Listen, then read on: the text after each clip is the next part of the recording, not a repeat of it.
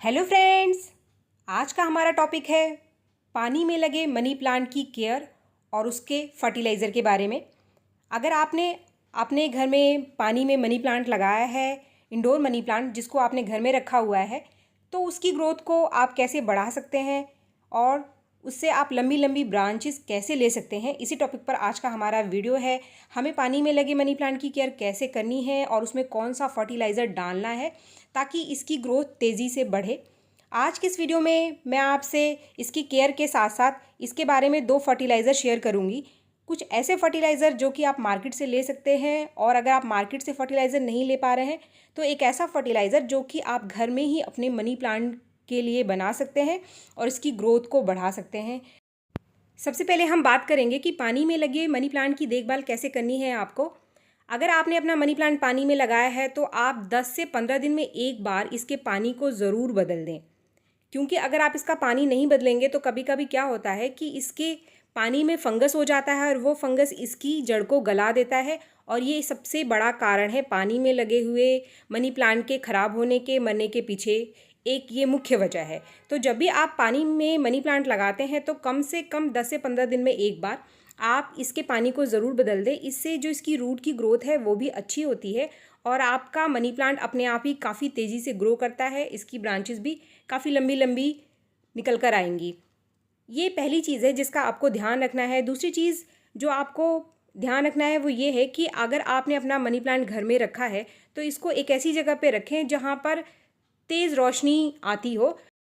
सीधी धूप में, या फिर आप जिसे डायरेक्ट सनलाइट कह सकते हैं, कि डायरेक्ट सनलाइट में इसको नहीं रखना है कि आपने धूप में इसे रख दिया। इसे तेज़ धूप वाली जगह पर नहीं रखना है, बस एक ऐसी जगह पे रखें जहाँ पर दिन की इसे अच्छी खासी रोशनी मिल जाए।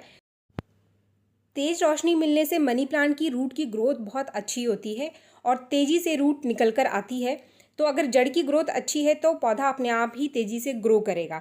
अगर आपके पौधे की ग्रोथ नहीं हो रही है तो कहीं ना कहीं इसके जड़ की ग्रोथ रुकी हुई है, जिसकी वजह से आपका पौधा ग्रोथ नहीं कर रहा है।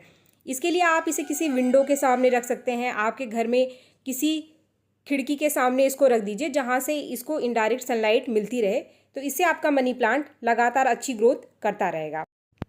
फ्रेंड्स, इसके बाद हम बात करेंगे फर्टिलाइज़र की, कि पानी में हमारे मनी प्लांट की ग्रोथ को बढ़ाने के लिए हम कौन कौन से फर्टिलाइज़र को दे सकते हैं। इसके लिए जो सबसे पहला और सस्ता फर्टिलाइज़र है वो है यूरिया। यूरिया के कुछ दानों का इस्तेमाल करना है आपको, बहुत ज़्यादा यूरिया का इस्तेमाल नहीं करना है। इसके लिए आप 10-12 दाने यूरिया के लगभग आधा लीटर पानी में घोल लीजिए, और घोलने के बाद आपको इसका स्प्रे करना है। इस दानों को अच्छे से घोलना आप बिल्कुल भी ना भूलें। आप चाहें तो इन दानों को बाहर पानी में पहले घोल लीजिए और फिर उसके बाद आप इसका इस्तेमाल कर सकते हैं। अगर आपके पास यूरिया का दाना नहीं है तो आप एनपीके का इस्तेमाल कर सकते हैं। 1/4 चम्मच एनपीके, 20-20-20 या फिर 19-19 जो एनपीके है आप उसका इस्तेमाल कर सकते हैं। 1/4 चम्मच एनपीके को आप 1 लीटर पानी में घोलकर इसका स्प्रे आप अपने मनी प्लांट पर करें। चाहे तो आप यूरिया का करें या फिर एनपीके का करें।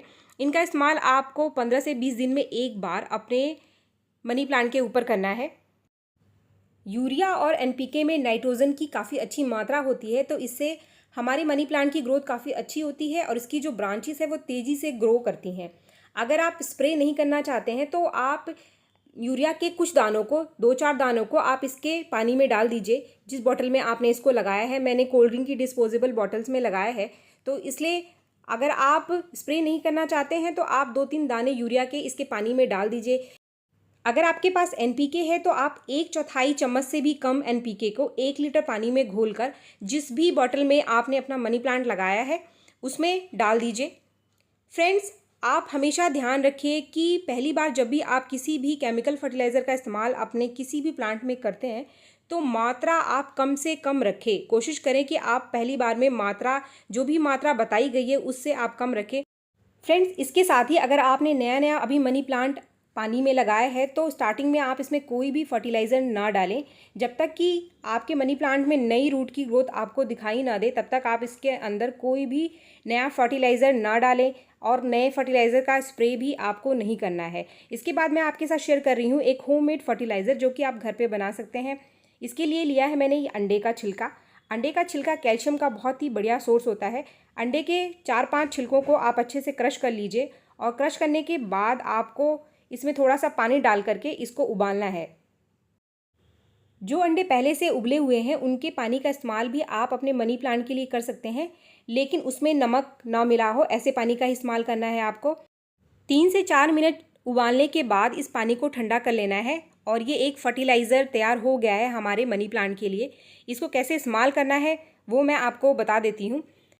इसके लिए आपने जिस भी पॉट में अपना मनी प्लांट लगाया है या फिर आपने किसी बॉटल में लगाया है, तो उसमें आपको आधा नॉर्मल पानी रखना है और आधा इस फर्टिलाइज़र को उस बॉटल में डालना है।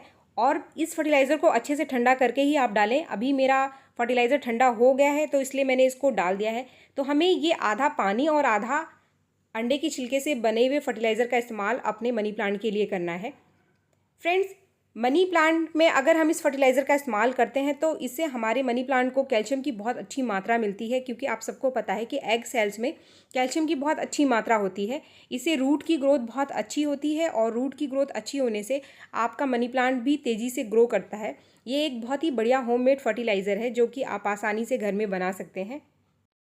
अगर आप इस फर्टिलाइज़र का इस्तेमाल अपने मनी प्लांट में करते हैं तो आपको कुछ चीज़ों का ध्यान रखना है। आप इस पानी को 15 दिन में एक बार रिप्लेस कर दीजिए और नए फर्टिलाइज़र के साथ आधा पानी मिलाकर आप दोबारा से इसकी बॉटल में डाल दीजिए। तो फ्रेंड्स, अगर आपको वीडियो पसंद आया तो एक लाइक ज़रूर करें और मेरे चैनल को आपने अब तक सब्सक्राइब नहीं किया है तो मेरे चैनल को सब्सक्राइब करना भी ना भूलें। Thank you.